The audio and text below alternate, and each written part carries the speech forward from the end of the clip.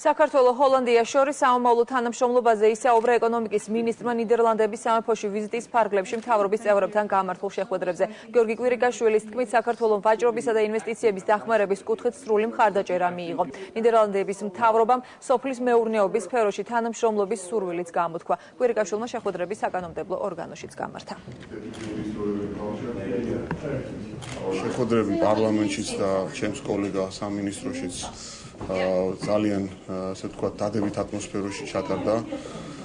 უდიდესი მხარდაჭერა იგრძნობა მათგან და არის უდიდესი სურვილი რომ განსაკუთრებული ურთიერთობები ჩამოყალიბდეს ბიზნესში და ამის მზაობას არის იმ ინსტიტუტებიდან გამომდინარე, რომლებიც მათ გააჩნიათ და სპეციალური პროგრამები, რომლებითაც მათ შეუძლიათ რომ ხელი შეუწყონ ვაჭრობას ჩვენს ქვეყნებს შორის და ასევე ინვესტიციებს.